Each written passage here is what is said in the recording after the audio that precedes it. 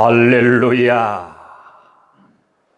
너희는 큰 소리 나는 재금으로 찬양할 것이라고, 쏘고 치며 춤추어 찬양할 것이라고, 호흡이 있는 자마다 여호와를 찬양할 것이라고 말씀하신 것을 듣습니다. 오늘도 우리의 모든 것을 다하여 우리 하나님을 찬양드립니다. 주님, 우리 찬양을 받으시고 또 우리의 예배자를 찾으시는 아버지 하나님 앞에 성령으로 진리로 예배하는 우리가 되어 온전히 뜻은 나는 시간 되도록 축복하옵소서. 예배를 통하여 주시려고 예비해 놓으신 우리 하나님 아버지의 좋은 것들 이 시간 넉넉히 받음에 부족함이 없게 하시옵소서. 모든 예배의 시종을 주의 거룩한 손에 의탁드립니다. 홀로 주장하시며 받아 주시옵소서. 예수님 이름으로 기도드립니다. 아멘. 아멘. 할렐루야. 우리 함께 성경 열어 봅니다. 로마서 12장 2절 말씀 함께 읽습니다. 너희는 이 세대를 본받지 말고 오직 마음을 새롭게 함으로 변화를 받아 하나님의 선하시고 기뻐하시고 온전하신 뜻이 무엇인지 분별하도록 하라. 아멘. 할렐루야. 감사합니다.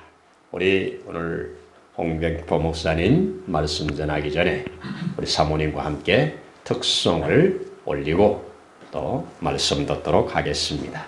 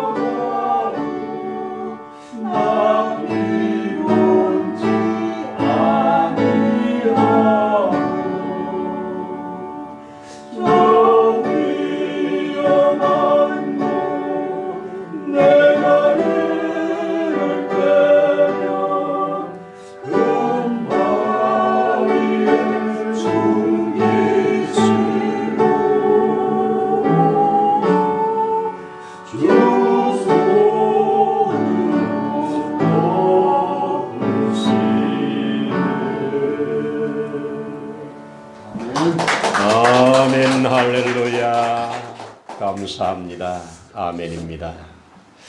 우리 시간에는 우리 이제 불가리아 선교사로 헌신해서 출국을 앞두고 있는 홍경표 우리 목사님 또 선교사님 또 함께 은혜 받는 시간 갖도록 하겠습니다. 모시겠습니다.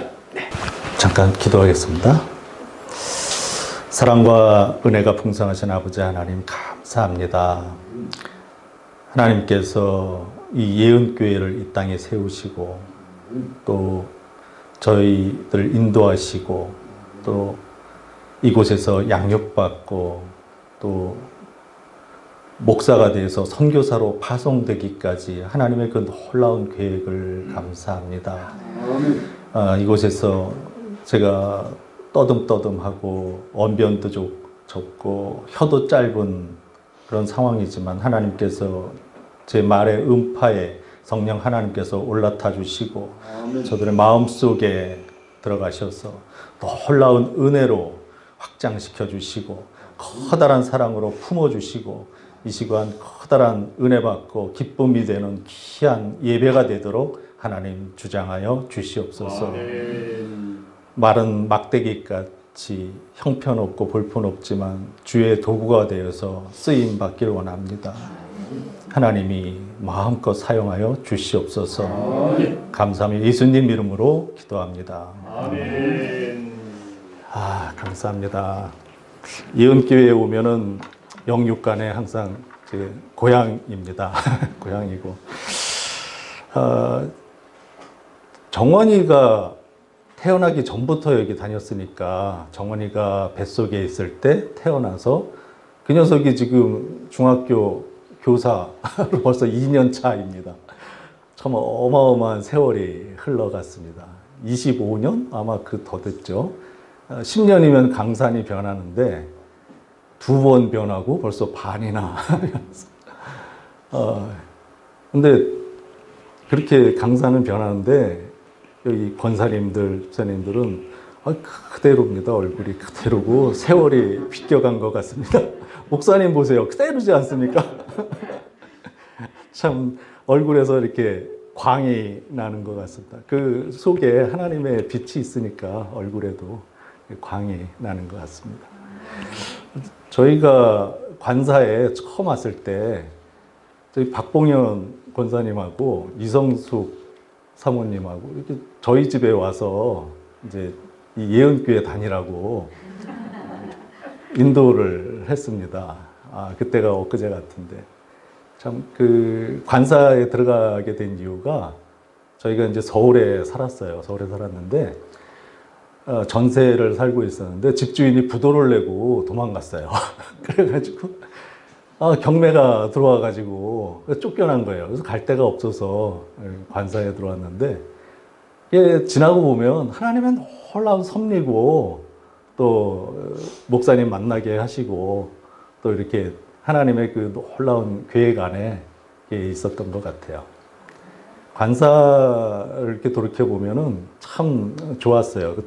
관사는 도둑이 없어요. 문 열어놓고 그냥 다녀도 아무 문제가 없어요. 정원이가 태어나서 이 집 저 집 한 서너 살 때인가요? 그냥 아침에 나가면 도대체 어디에 가 있는지 찾을 수가 없어요. 요즘처럼 카톡이 있으면은 우리 정원이 좀 찾아달라고 이렇게 할 텐데 집집마다 전화를 할 수도 없는 거고 어디 가서 점심도 얻어먹고 어디 가서 깜깜해져야 나타나요. 참 신기했어요. 제가 이제 야근을 하고 오전에 이제 좀 자고 있었어요. 그리고 이제 잠깐 깨어났는데 신음소리가 들리고 훌쩍훌쩍 우는 소리가 들려요. 그래서 그 소리를 따라가 보니까 정원이가 이렇게 울고 있는 거예요. 저 광 쪽에서. 광이 그 관사가 굉장히 커요. 거의 옛날엔 그 연탄 보일러 뗐던 곳이라서 연탄도 이렇게 쌓을 수 있도록 이제 큰데 그 관사가 너무 오래돼서 그 창문을 이렇게 열면 방충망이 떨어져요. 근데 정원이가 한 서너 살 때니까 키가 모자르잖아요. 그러니까 화분 받침대를 밟고 올라서서 까치발로 이렇게 하고 밖에서 아이들이 떠들고 놀고 그러니까 그거 보려고 방충망을 열다가 방충망이 떨어져 버린 거예요. 그래서 그거를 이렇게 붙잡고 까치발로 뭐 이렇게 서서 그 모습이 상상이 되잖아요. 그 떨어지면은 애들이 다칠까봐 그거 꼭 붙잡고 까치발로 서서 그러면서 훌쩍훌쩍 울고 있는 거예요, 얘가. 그래서 아니 아빠 있는데 아빠 하고 소리 지르면 되지 왜 그렇게 울고 있냐 그랬더니 너무 겁이 나서 너무 이 현실이 너무 힘들어서 발에는 막 쥐가 나고 손은 아프지 이거 떨어지면 아이들이 다칠 것 같지 그러니까 이거 붙들고 그렇게 울고 있었던 거예요. 그래서 그걸 보면서 저게 내 모습이구나. 하나님 앞에 내가 전세금 모두 날리고 잠을 자려고 해도 잠도 안 와요. 너무 힘든 고난의 시기였어요. 근데 저 모습을 보면서 내가 아빠 부르면 하나님께서 응답하실 텐데 저렇게 내가 힘들고 있는 저 모습을 하나님께서 나에게 보여주시는구나. 그때 그냥 그런 깨달음을 있었어요. 그래서 아침마다 뭐 경건의 생활 열심히 하고 아침마다 기도하고 하나님과 깊이 개인적으로 만나는 그런 시간들로 내 삶이 바뀌었던 것 같습니다. 그리고 관사에서 한 10년 이상 지나다 보니까 이제 너무 오래 살았다. 이제 좀 비워달라. 그러는 상황이었어요. 관사는 이제 저처럼 이제 오래 사는 사람이 별로 없어요.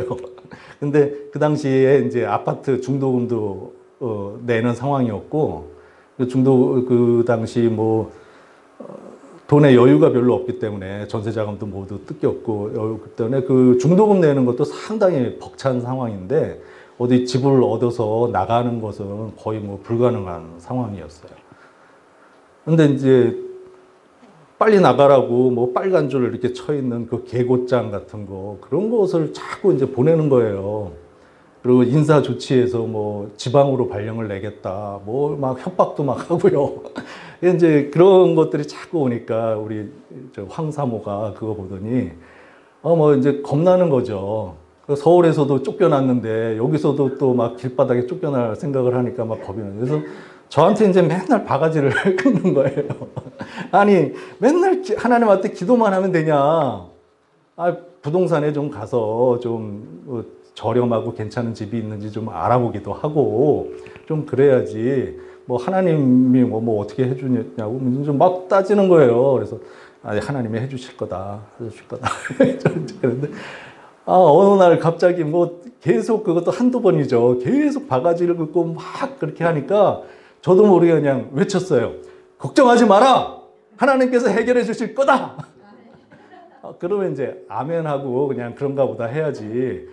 그 꽃이 캐물어요.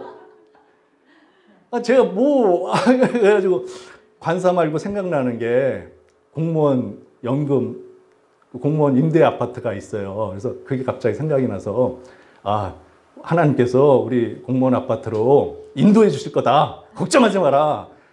그러면 이제 그런가 보다 해야죠. 그걸 또 물어봐요. 어디에 있냐, 몇 평이냐. 그래서 제가 이제 들은 바는 있어가지고 강남에도 있고 어디도 있고 어디도 있고 그거 이제 얘기를 했어요. 그러면 이제 그쯤에서 끝내야 되잖아요. 처갓집한테 전화해가지고 우리 공무원 임대 아파트로 이사 가게 됐다가 그래서 온 동네에 이거 참 소문을 다 내가지고 이게 아주 이상하게 됐어요, 상황이. 이거 어쩝니까, 저는. 하나님 앞에 매달려야죠. 하나님 살려주셔야겠습니다. 이거 일이 이렇게 됐습니다. 하나님께서 역사해 주셔서 하나님이 살아계심을 드러나게 해 주십시오. 간절히 기도를 했어요. 기도를 했으니까 이제 찾아갔죠. 서울구치소 연금 그 담당자, 공무원 임대주택 담당자한테 딱 찾아갔어요. 하나님한테 기도했고, 이제 딱 그래서, 아파트 주시오. 나 기도했으니까, 아파트 주시오.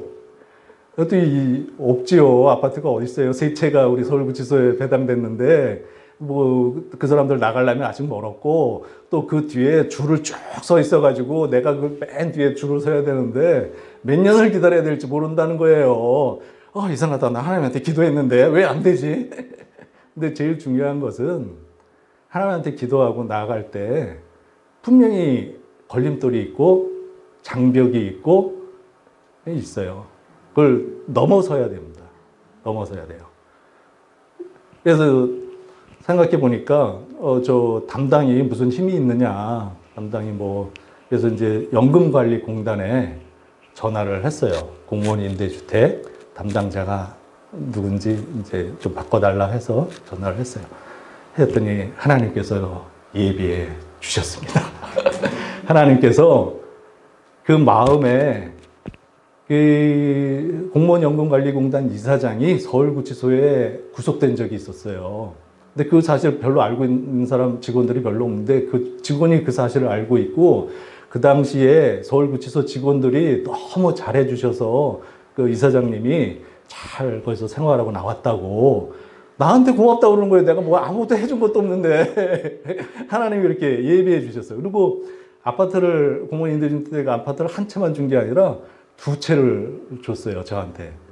그래서 한 채는 이제 제가 들어가고 한 채는 이제 서울구치소 다른 직원한테 이제 가도록 해줬으니까 그 연금 담당자도 굉장히 좋아하죠. 제가 물량을 얻어왔으니까. 그런 사실이 있었습니다. 본문으로 돌아갑시다. 저기 오늘 아침에 오는데 설교 짧게 하라고 몇 번씩 얘기를 하더라고요. 그래서 준비한 거는 많은데 참 오늘 말씀으로 돌아가서 한번 읽어보겠습니다. 너희는 이 세대를 본받지 말고 오직 마음을 새롭게 함으로 변화를 받아 하나님의 선하시고 기뻐하시고 온전하신 뜻이 무엇인지 분별하도록 하라. 이 말씀을 볼 때마다 하나님의 뜻을 참 생각을 합니다. 하나님의 뜻을 생각하고 하나님의 은혜를 체험하기 위해서는 어떻게 합니까? 바가지를 긁어야 합니다. 자, 오늘 바울의 그 저서 중에 바울의 쓴 성경 중에 제일 진주 같은 게 로마서입니다. 신학적으로나 여러 가지 그 뼈대를 세운 것이 로마서입니다.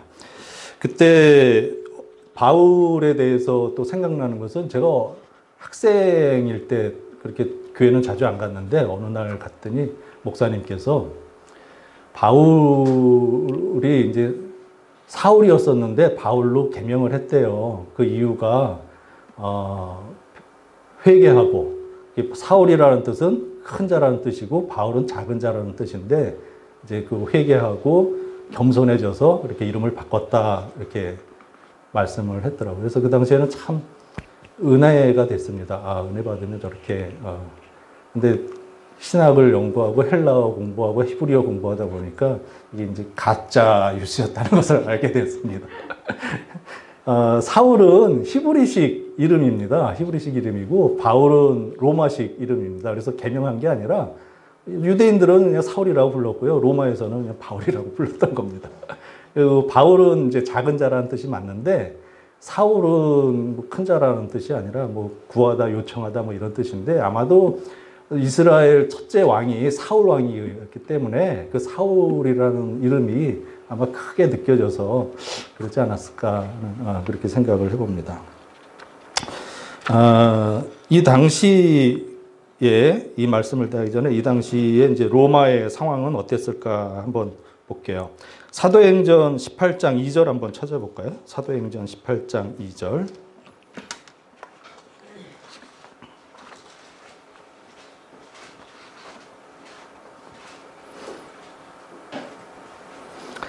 사도행전 18장 2절 다시 한번 큰 목소리로 함께 한번 읽어보겠습니다. 시작. 아굴라 본도에서 유대인 한 사람이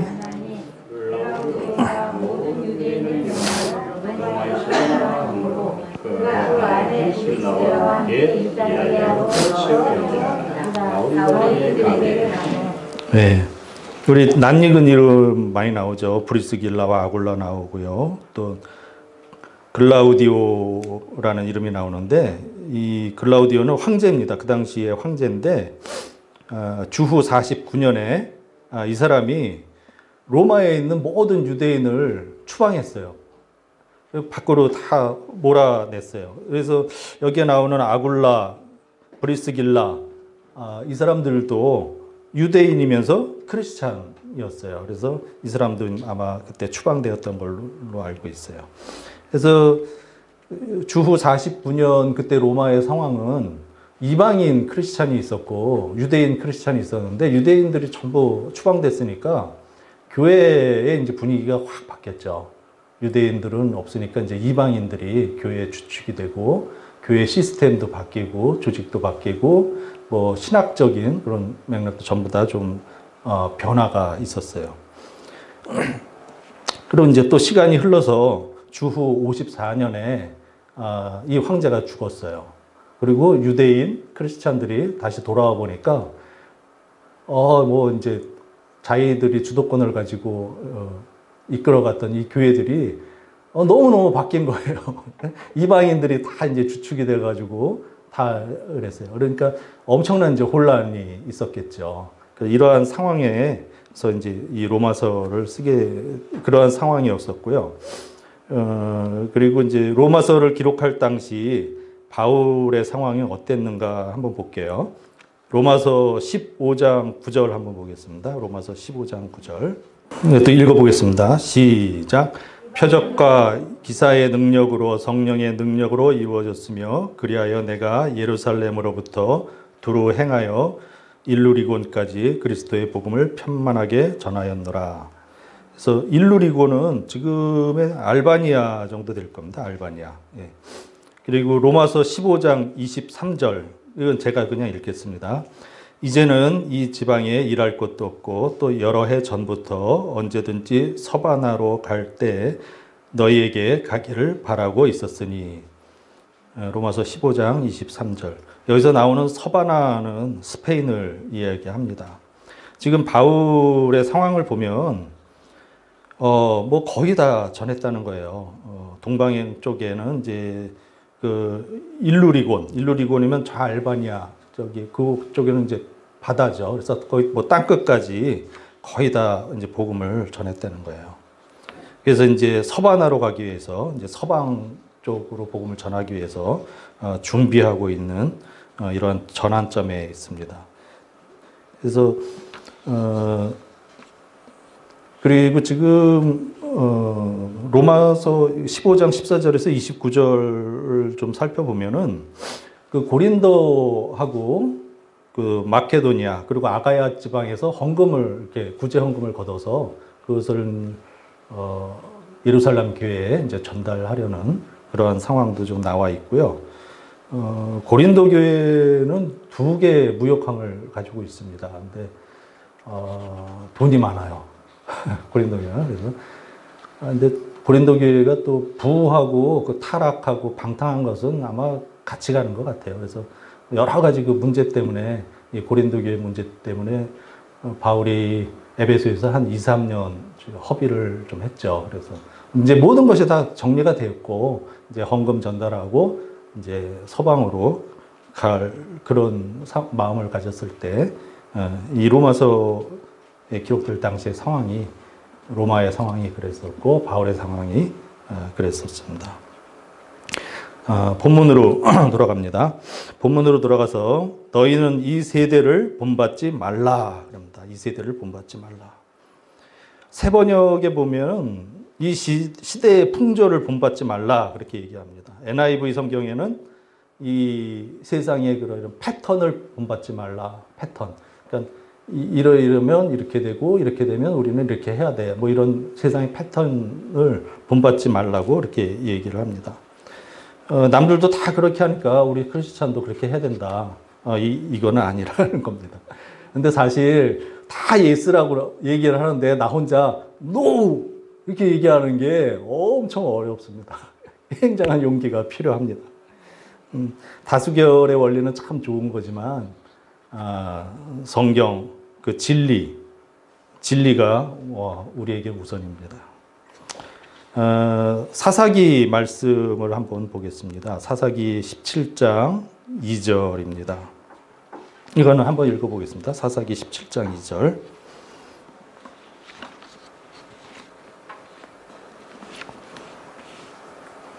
제가 읽겠습니다.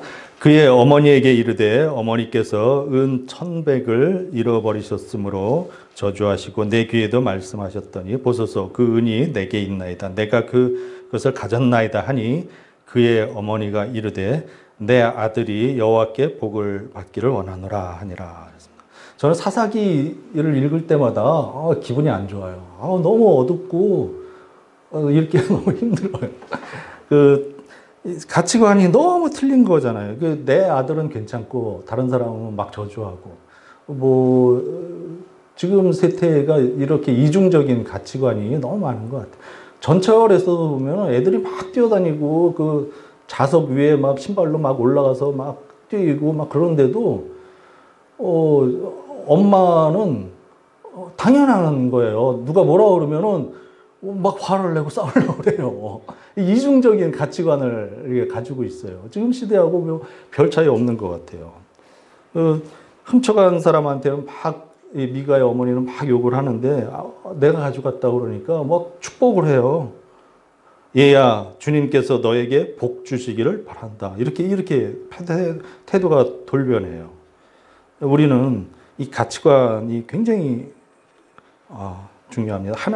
하나님께서 원하시는 우리에게 원하시고 우리에게 바라시고 하나님의 그 온전하시고 기뻐하시고 그 선하신 뜻이 우리가 잘 분별하지 않으면 세상의 그 물결에 휩쓸리지 않을 수 없습니다. 쓰레기 소각장도 그거 필요합니다. 지어야 됩니다. 근데 우리 동네엔 절대 안 됩니다. 원자력 발전소 필요합니다. 하지만 우리 동네는 절대로 안 됩니다. 교도소도 지어야죠. 우리 동네에 교도소 지으면 절대 안 됩니다. 이러한 상황입니다. 이 참 마음이 많이 기울어져 있는 것을 봅니다. 작년에 우리 학교에서 같이 공부했던 MDB, THM 과정하고 같이 1905년에 설립된 김제 금산 교회에 갔습니다. 1905년이면은 우리가 일제 한일합방 국권 찬탈당한 게 1910년이니까 5년 전에 세웠으니까 굉장히 오래된 그런 교회죠.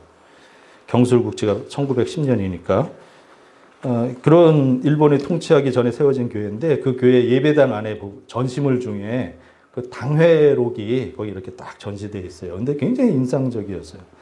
1921년 10월 1일 오후 8시 예배당에서 회집된 17회 당회록입니다. 뭐라고 써있나 한번 제가 읽어볼게요. 김아무개와 김아무개의 모친은 가정 불화에 대하여 권면하고 교회에서 그 가정 불화에 막 참견하고 그랬나 봐요. 그다음에 김아무개 때 김아무개는 부모한테 불효했다고 교회에서 막 권징했나 봐요. 그다음에 주의를 범함으로 회개할 동안 성찬을 불참케 한다. 그다음에 김아무개는 주의를 범함으로 권면하고 이 아무개는 도박한 일로 출교하고 고스톱 한번 치고 출교당했습니다. 그다음에 박아무개는 귀신을 공경함으로 출교하고 김아무개는 도박일로 학습 제명하고 조아무개는 신행을 심사기 위하여 호출키로 가결하다 그랬습니다. 이 당시에는 참 교회의 영향력이 지대했다는 것을 이 문건으로 보여서 참 알 수가 있습니다. 교회가 빛과 소금의 역할을 담당을 해야 되는데 그 소금의 맛을 잃어버리면 길가에 뿌려져 사람들에게 밟히느니라. 한국 교회가 지금 밟히고 있는 것 같습니다. 사람들에게. 어쨌든 그다음에 우리의 마음이 얼마나 중요한지 그것을 사무엘상 16장 7절을 한번 보면 여호와께서 사무엘에게 이르시되 그의 용모와 키를 보지 말라. 내가 이미 그를 버렸노라. 내가 보는 것은 사람과 같지 아니하니 사람은 외모를 보거니와 나 여호와는 중심을 보느니라. 그 중심이 우리의 마음입니다. 이 마음이 하나님께서 이 마음을 항상 보시는 거지. 그리고 이 마음은 배의 키와 같아서 이 방향을 결정하고 전체의 운명을 결정하기도 합니다. 그래서 이 중심이 하나님께로 향하지 않으면 엉뚱한 데로 갈 수밖에 없습니다. 그래서 여기 본문에 우리가 또 변화를 받는다는 말이 있는데 이게 원어는 메타폴포 오마이입니다. 뭐 헬라어 원어는 볼 거 없지만 이건 형태의 전환을 의미합니다. 우리의 생각을 새롭게 하고 삶의 방향에 있어서 근본적인 그런 변화를 받는 것을 말합니다. 그래서 우리는 구원받았다. 그걸로 끝나는 게 아니라 우리가 가치관 그리고 세계관이 하나님을 향한 그런 마음으로 바뀌어져야 됩니다. 십자가에서 못 박혔던 예수님의 그 아픔이 내 아픔이 될 때 참 우리가 하나님을 생각하면서 어떻게 살아야 할까? 또 하나님을 그 은혜에 생각하면서 하나님께서 이렇게 고통 중에 나를 이렇게 사랑하셨는데 내가 이렇게 살아서 되겠는가? 그런 새 사람을 입어서 자기를 창조하신 이의 형상을 따라 지시기까지 새롭게 하심을 우리가 입어야 할 것입니다. 본문을 한번 다시 보겠습니다. 하나님의 선하시고 기뻐하시고 온전하신 뜻이 무엇인지 분별하도록 하라. 하나님의 뜻은 배드가 아니고 굿입니다. 굿. 네. 슬픔이 아니고 기쁨입니다. 즐거움이 아니고 기쁨입니다. 기쁨은 아주 활짝 피어나는 게 기쁨입니다. 그리고 불완전한 것이 아니라 퍼펙트입니다. 온전한 건 정말 퍼펙트한 하나님의 뜻입니다. 요한복음을 한번 읽어보겠습니다. 다 같이 한번 읽어보겠습니다. 요한복음 1장 9절에서 13절입니다.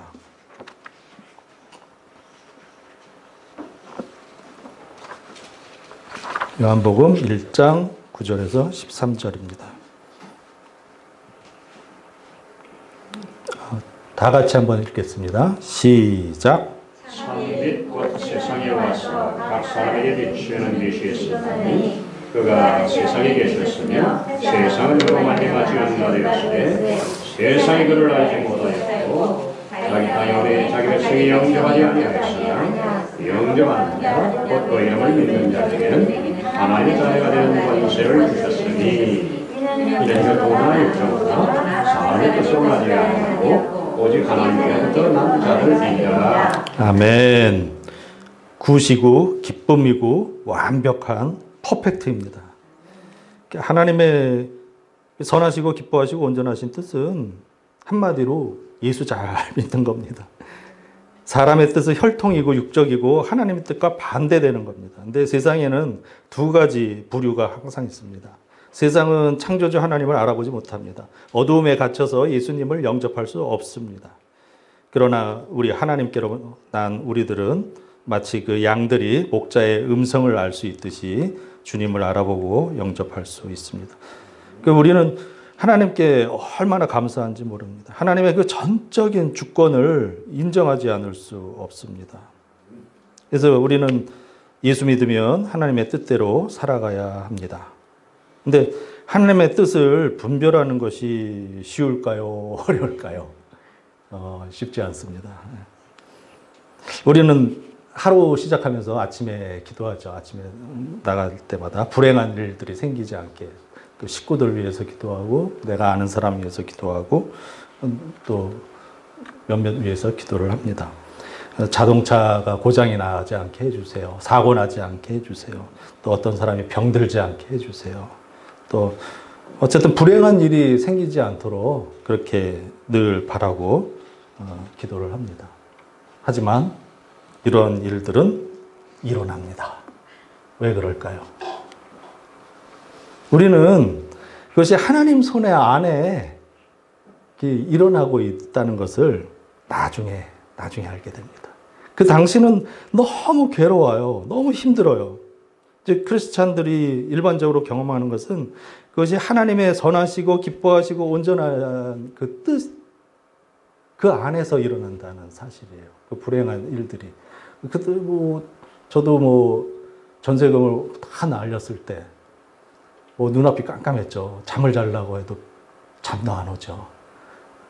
근데 왜 불행한 일이 나한테, 예? 하필 왜 나냐 이거죠. 왜 나에게 일어났느냐. 도저히 이해하려고 해도, 하나님 안에서 이해하려고 해도 도저히 이해가 안 되는 거예요. 근데 나중에는 그걸 알게 됩니다. 하나님의 선하시고 기뻐하시고 온전하신 뜻이라는 것을 나중에 알게 됩니다. 또 이런 간증을 하는 사람들을 많이 제가 보았습니다. 저도 뭐 3번의 교통사고를 당했어요. 그것도 뭐 띄엄띄엄 당한 것도 아니라 한 석 달 간격, 6개월 안에 다 3번. 한 번은 제가 몰고 가다가 차가 막 굴러가지고 차가 완전히 망가져서 폐차했고, 2번째는 걸어가고 있는데 주위에서 트럭이 쳐가지고 날라갔고, 3번째는 중앙선을 넘어서 들어오는 거예요. 차선이 하나뿐이 없으니까 제가 뭐 뒤로 갈 수도 없죠. 뭐 어떻게 그대로 갔다가 받았죠. 3번의 교통사고가 났습니다. 근데 기적이잖아요. 뭐 어디 부러진 데 없죠. 뭐 건강하지 않습니까? 이러한 것들이 그 당시에는 참 이해가 되지 않아요. 왜 나한테 이런 불행한 일이 생기냐는 거죠. 아침에 분명히 기도했고, 내가 하나님께서 분명히 살아계시고, 나를 축복해 주시고, 나를 사랑하시는 분인데, 왜 이런 불행한 일이 나에게 일어나느냐. 근데 지나고 보면은, 그 원인을 나중에 이제 알 수 있게 되는 거죠. 우리는 하나님을 잘 모를 때, 하나님, 요셉이 이집트로 팔려가는데 왜 가만히 계셨어요? 그걸 막으셨어야죠. 하나님, 그 보디발의 아내의 그 유혹을 하나님 막으셨어야죠. 왜 그대로 내버려 두셨어요? 또 술 맡은 그 관원장이 밖에 나갔으면 빨리 그것을 해서 요셉을 갖다 써야 되는데 왜 한 달, 2달, 석 달도 아니고 1년도 아니고 2년이라는 세월, 그 감옥에서 2년이 얼마나 긴지 알아요? 그 2년이라는 세월을 이렇게 하나님께서 세월을 낭비하셨습니까? 이렇게 하나님께 우리들은 물어볼 수 있어요. 근데 하나님의 그 백성을 그 위험한 상황에 이르게 하시고, 또 하나님의 방법은 그의 선한 뜻을 이루기 위해 그 상황을 통해서 도우시고, 또 하나님께 영광 돌리는 그쪽으로 인도하신다는 것입니다. 이러한 경우를 이제 칼빈은 어떻게 설명하냐면, 먼 원인 그리고 가까운 원인이라고 얘기를 해요. 그래서 지금 일어나는 일들은 내가 지금 이 상황에서는 아무리 노력해도 도저히 이해가 안 돼요. 이해가 아무리 이해하려고 해도 안 하는데, 이것을 이제 가까운 원인이라고 설명을 하고, 먼 원인은 나중에 무릎을 딱 치면서 그래서 하나님이 그러셨구나. 이게 이제 먼 원인이에요. 나중에 이제 하나님께서 알게 되고, 하나님께 영광 돌리고, 하나님께 감사하게 되는 겁니다. 바울도 이제 로마에 가는데, 그것도 뭐 붙잡혀서 죄수의 몸으로 가는데, 그것도 또 곱게 보내주시지 않으세요, 하나님께서. 그 알렉산드리아라는 배는 뭐 완전히 파손됐죠. 그리고 멜리데라는 섬에 상륙해가지고, 어쨌든 고생하면서 그렇게 가게 돼요. 하나님 왜 그 배를 파손시키셨습니까? 왜 이렇게 고생시키셨습니까? 근데 그 당시에는 너무 힘듭니다. 그리고 이러한 상황에서는 눈에서 눈물만 나지 기도를 하려고 해도 기도도 잘 안 나와요. 옆에서 누군가 도와줘야 되고 기도해 줘야 됩니다. 하나님과 기도하는 것이 너무 이렇게 중요합니다. 하나님과 끝까지 붙잡고 기도하는 게 굉장히 중요한데, 하나님과 기도하는 것은 대화를 하는 겁니다. 뭐 이런 공동 기도와 대표 기도와는 다르게 하나님과 나만의 시간이 굉장히 중요합니다. 하나님과 나만의 시간이. 그래서 깊은 대화를 하는 것이 중요한데, 제가 비유를 하나 들자면은, 제가 목사가 되기 전엔 공무원이었습니다. 처음 발령받은 게 이제 서울시 교도관 되기 전에 서울시 공무원이었습니다. 서울시 공무원을 이제 발령받으면은 연수원에 들어가서 이제 행정직 공무원이니까 기한하는 법을 가르쳐 줘요. 그 당시에 뭐 컴퓨터나 타자기가 없었으니까 볼펜으로 이렇게 기한을 해요. 그래서 어떤 일을 하기 전에는 공무원은 반드시 기한을 해야 됩니다. 그래서 그 기한을 잘 하면은 이제 주임, 그다음에 이제 담당이 기한을 해요. 담당이 주임, 계장, 과장, 국장, 이제 기관장 이렇게 갖고 다니면서 결제를 받아요.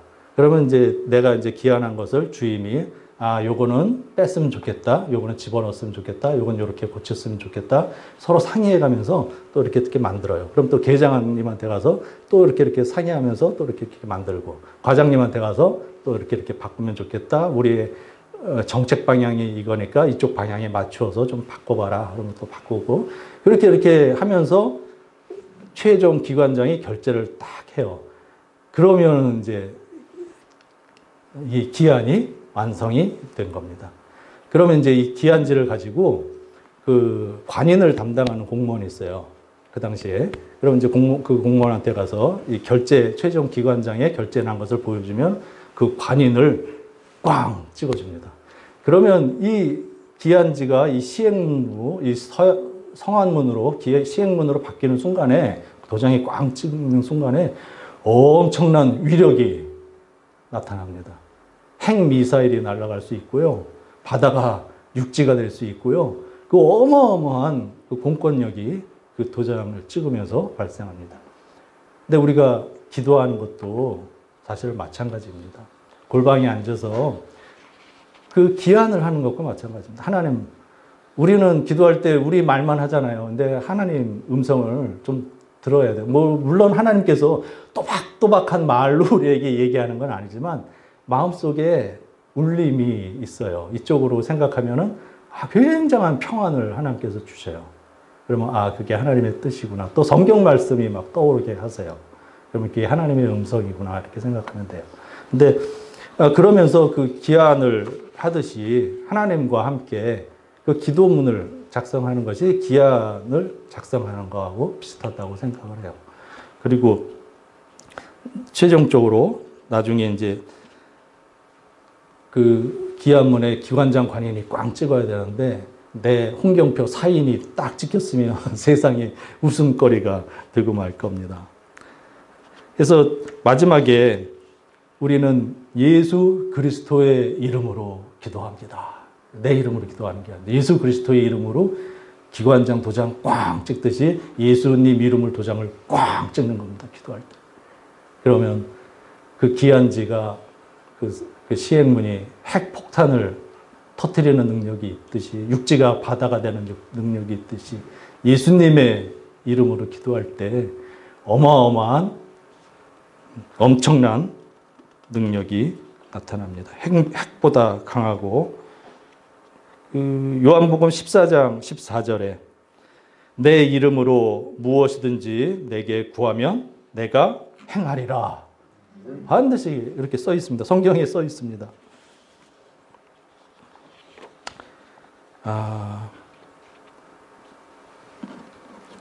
마지막으로 준비한 게 많은데 제가 이제 우리 선교까지 보고를 해야 되기 때문에 이 말씀만 하고 마치겠습니다. 에베소서 4장 13절 말씀입니다. 우리가 다 하나님의 아들을 믿는 것과 아는 일에 하나가 되어 온전한 사람을 이루어 그리스도의 장성한 분량이 충만한 데까지 이르리니 했습니다. 성경은 우리에게 두 가지를 항상 얘기하고 있습니다. 하나는 죽음의 문제이고 하나는 삶의 문제입니다. 우리는 결국 죽을 수밖에 없지만 어떻게 하나님으로부터 구원을 받을 수 있는가에 대해 말하고 있습니다. 그리고 우리는 이미 구원을 받았습니다. 이제 죽음의 문제는 우리의 문제가 되지 않습니다. 우리의 문제는 삶의 문제입니다. 어떻게 살아야 할까가 문제입니다. 구원의 은혜를 입은 자답게 어떻게 살고 또 삶의 문제가 또 사실 그렇게 쉽지는 않습니다. 우리의 삶의 문제는 하나님과 깊은 기도와 또 야고보서의 그 말씀 속에 우리가 어떻게 행해야 될지를 하나님께서 말씀하고 계십니다. 내려놓음이란 것에 대해서 한 가지만 더 말씀하겠습니다. 내려놓는다는 것. 갈라디아서 2장 20절, 제가 제일 좋아하는 말씀입니다. 내가 그리스도와 함께 십자가에 못 박혔나니, 그렇게 읽는데 저는 잘 박혔나니 항상 이렇게 읽습니다. 이단이라고 하지 마십시오. 그리스도와 십자가에 잘 박혔나니 그런즉 이제는 내가 사는 것이 아니요 오직 내 안에 그리스도께서 사시는 것이라. 이제 내가 육체 가운데 사는 것은 나를 사랑하사 나를 위하여 자기 자신을 버리신 하나님의 아들을 믿는 믿음 안에 사는 것이라.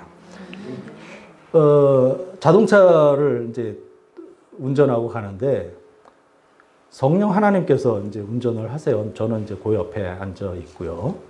근데 성령 하나님께서는 목적도 분명히 아시고 그 빠른 길을 안전하게 그렇게 이제 운전하고 가시는데 저는 뭐 사실 목적도 없어요. 목적도 없고 또 어느 게 빠른 길인지 또 어디에 뭐 이렇게 도로가 이렇게 움푹 파였는지 뭐 이런 거 아무것도 정보도 아무것도 없어요. 근데 자꾸만 운전대를 낚아채려고 합니다. 자꾸 내가 가자고 이쪽 나 길도 모르면서 일로 가자 절로 가자 자꾸 그럽니다. 근데 하나님께서는 모든 것을 알고 계십니다. 이 내려놓는다는 의미는 포기하는 것이 아닙니다. 그분을 요청하는 거고 그분에게 허락하는 겁니다. 네. 그래서 내려놓음이란 하나님으로부터 심겨진 이 말씀을 마음속에 깊이 심고 자신을 정리하는 것입니다. 소망을 포기하는 것이 아니라 나에게 진정으로 필요한 것을 소망하는 것입니다.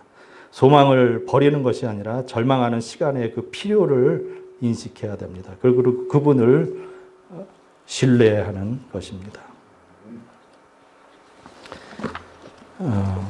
결론은 하나님을 깊이 만난다는 것을 강조하고 싶습니다. 하나님의 절대 주권을 인정하셔야 합니다. 그분의 양이 우리들입니다. 그분의 사랑하는 자녀입니다. 요한복음 5장 24절, 이게 진짜 마지막입니다. 내가 진실로 진실로 너희에게 이르노니 내 말을 듣고 또 나를 보내신 이를 믿는 자는 영생을 얻었고 심판에 이르지 아니하나니 사망에서 생명으로 옮겼느니라. 여기에서 앞으로 영생을 얻을 것이라고 말합니까? 죽으면 영생을 얻을 것이라고 말합니까? 아닙니다. 믿는 자는 영생을 얻었고 라고 이미 얻었습니다. 우리는 사망이라는 나라에서 생명이라는 나라로 옮겨졌습니다. 사망이라는 나라와 생명 나라는 국경이 있어요. 저쪽 나라에서 마귀들이 아무리 그 해를 끼우치려고 해도 이 국경이 존재하는 한 우리는 안전해요. 북한에서 뭐 아무리 미사일 쏘고 뭐 막 그래도 뭐 그렇게 공포에 막 질려 있는 사람은 없잖아요. 왜 그럴까요? 국경이 있기 때문에 절대로 그 국경을 넘어오지 않아요. 우리는 사망나라 시민이 아니라 생명나라 시민입니다. 그래서 저쪽 나라에서 살던 그 옛 습성을 벗어버리고 생명나라 시민으로 올바르게 하나님과 함께 살았으면 좋겠습니다. 정말 제가 드릴 말씀이 많지만 말씀은 여기까지 하고 선교 현장을 잠깐 보여드리겠습니다. 32주년 됐습니다. 불가리아하고 우리하고 수교한 지가 됐고요. 다음 불가리아는 저쪽에 있습니다. 터키, 지금 투르키예죠. 투르키의 옆에 밑에는 이제 그리스고요. 그리고 저 왼쪽에 북마케도니아 지나서 저쪽으로 가면 아까 얘기했던 그 알바니아가 이쪽에 있고요. 저 흑해에 2개 이제 항구가 있죠. 그리고 저 불가리아 위쪽에는 루마니아고요. 그 루마니아 위에는 우크라이나입니다. 지금 전쟁하고 있죠. 흑해를 마주보고 저쪽에는 이제 조지아라는 나라가 있죠. 다음 보시겠습니다. 수도는 소피아고요. 인구는 이제 서울시 인구의 한 반 정도 됩니다. 또 면적은 뭐 우리나라보다 조금 큰데 인구가 저것뿐이 아니까 좀 인구 밀도가 굉장히 좀 넉넉한 그런 상태입니다. 그 통화는 유로화를 쓰지 않고 불가리아 레바를 쓰고 있습니다. 그리고 이들은 고유의 문자와 고유의 언어를 가지고 있습니다. 다음. 불가리아 문자는 키릴로스하고 그 형제가 만들어가지고 키릴 문자라고 부릅니다. 그래서 지금 러시아에서 또 소련이나 그 독립한 그 나라들이 대부분이 저 키릴 문자를 쓰고 있습니다. 그 나라에서는 이제 저 사람들이 세종대왕 같은 분이죠. 그래서 굉장한 자부심을 가지고 있고, 굉장히 문화적인 그런 자부심을 굉장히 가지고 있습니다. 네, 다음 보여주실래요? 인종은 불가리아인이 대부분이고, 터키인, 그다음에 롬족, 집시족, 그다음에 그 밖에 이렇게 퍼센트는 이런 비율로 이렇게 되고 있습니다. 그다음에 종교는 정교회가 한 80%, 그다음에 이슬람이 한 7.8%, 기타. 그다음에 개신교, 카톨릭 합해서 한 1%가 조금 넘습니다. 너무 이 사람들은 이제 성경적인 지식이 어느 정도 있기 때문에 조금만 이렇게 각도만 좀 이렇게 잡아주면은 예수 잘 믿을 것 같습니다. 우리나라 교민은 한 200명 정도 됩니다. 저 200명 중에 한 150명이 선교사와 선교사 가족입니다. 불가리아 정교회는 전통과 그 전승을 굉장히 중요시합니다. 또 성경을 해석하는 것을 금지합니다. 또 아이콘을 숭배하고 또 죽은 자한테 막 기도를 해요. 마리아나 뭐 성경도 한 10권 많습니다. 그다음에 불가리아 그 개신교의 문제점들 또 이런 것들이 있습니다. 이건 넘어가고요. 네. 그다음에 저하고 이제 동역하시는 분이 서희범 선교사인데 이분이 이제 고체델체프 체네비 교회는 지금 막 짓고 있어요. 지금 없었는데 지금 지붕을 올렸고, 네. 또 그루멘 교회, 불가리안 교회, 사도부차 교회가 제일 좀 열등해서 사도부차 교회에 출석해서 저는 예배 드리다가 보고 왔습니다. 네. 넘어가시고요. 네. 제네비 교회 지금 짓고 있고요. 네. 그루멘 교회 그렇고요. 그러면 불가리안 교회. 지금 교회를 다 세운 게 집시들한테 열심히 전도해가지고 열심히 세웠는데 불가리아인들은 별로 전도를 안 했더라고요. 그래서 저하고 이제 협력해서 불가리아 교회를 불가리아인들에게 전도하기로 했고, 그다음에 그쪽에서 이제 초등학교, 중학교, 고등학교가 한 건물에 있어요. 거기는 시골이래 가지고. 근데 거기에 영어 선생님이 유엔에서 동시 통역도 하시고 굉장히 좀 실력 있는 분이신데 그분을 이제 저에게 붙여주셔서 불가리아어를 제가 그분한테 배우게 됐는데 문제는 한국말을 못한다는 거예요. 영어로 설명한다는 겁니다. 그래서 배우기 위해서 영어 공부 열심히 해야 됩니다. 그럼 사도부차교회, 여기도 집시교회고요. 이게 이제 소피아에 도착했을 때 그때 사진입니다. 혼자서 이제 여기는 이제 저기 조그맣게 보이는 게 저희 동네입니다. 이 하늘이 굉장히 멋있어요. 불가리아는. 우리 집 근처입니다. 양떼들이 저렇게 막 뛰놀고 굉장히 목가적이죠. 여기 이제 도로인데요. 저렇게 마차가 저렇게 지나가요. 집시들은 저렇게 마차를 아직도 끌고 다녀요. 불가리아인들은 들고. 그리고 우리는 뭐 5일장, 뭐 10일장 그런데 요일별로 해요. 금요일마다 장이 서는데 장에 저기 말발굽도 팔고 좀 그렇습니다. 이제 성경학교 하는 거고요. 제 왼쪽에 있는 분이 루멘 전도사님이고, 오른쪽에 있는 사람이 이제 아센 집사님인데, 얼마나 열심히, 저 사도부차교회입니다. 사도부차교회인데 얼마나 열심히 섬기는지 몰라요. 완전히 뭐 사명을 걸고 저렇게 열심히 교회 섬기는 분은 처음 봤습니다. 그리고 여기는 아무래도 우리나라 70년대 그런 정서기 때문에 참 목사님 말을 잘 들어요. 그리고 치리도 가능해요. 여기는 제 신방 중에 콜요 저분은 불가리아인인데 부인은 집시예요.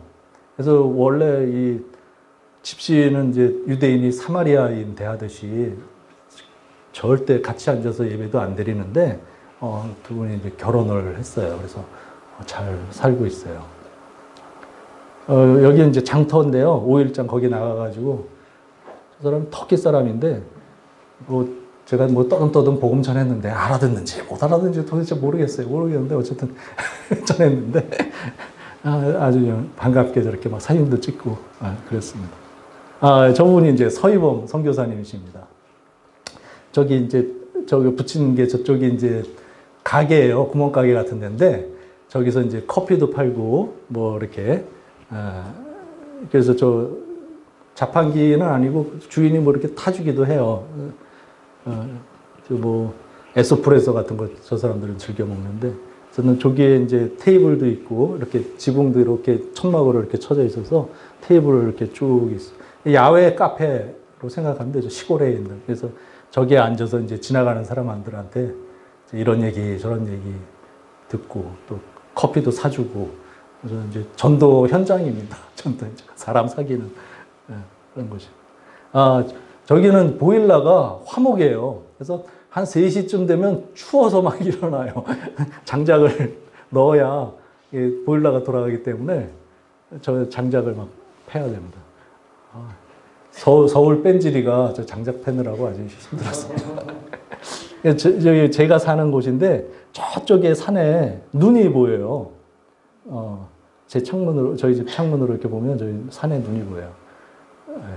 이렇게 눈이 보이는데 이게 한 8월달 한 달만 눈이 없고 11달이 저렇게 눈이 쌓여 있답니다. 여기가 도로 공사를 해요. 도로 공사를 하고 포장이 될 거고 저 보이는 저 집이 우리나라 돈으로 3천만 원이면 살 수 있대요. 너무 싸가지고 제가 좀 눈독 들이고 있습니다. 예, 안에서 찍은 사진입니다. 거의 다 뭐 폐허에 가깝습니다. 예, 저기에다는 이제 장작을 쌓는 그런 헛간인 것 같습니다. 굉장히, 여기는 이제 우리나라 양화진이 있듯이 시에서 이렇게 묘진을 줬습니다. 저희도 잘하면 3평 정도는 차지할 수 있을 것 같습니다. 예, 예, 감사합니다. 예. 제가 기도하겠습니다. 사랑의 주님, 참 마른 막대기 같고 좀 어두운 입술을 가지고 하나님의 말씀을 전했습니다. 제가 무슨 말을 했는지 저도 잘 모르지만 하나님께서 그 마음속에 역사하여 주시어서 하나님의 음성으로 다시 한번 말씀하여 주시옵소서. 주의 은혜가 풍성케 하시고 이 예배가 참으로 아름답고 은혜가 풍성한 예배가 되게 하여 주시옵소서. 아멘. 감사하며 예수님 이름으로 기도합니다. 아멘. 할렐루야.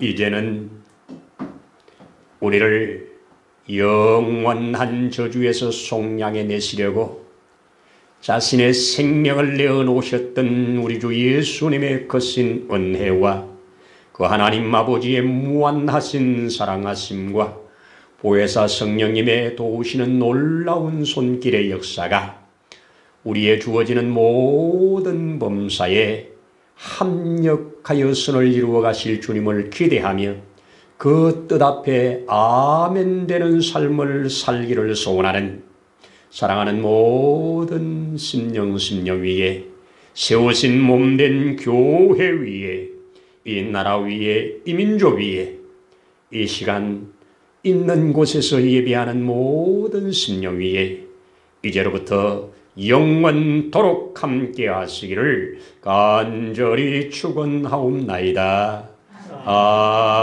아멘.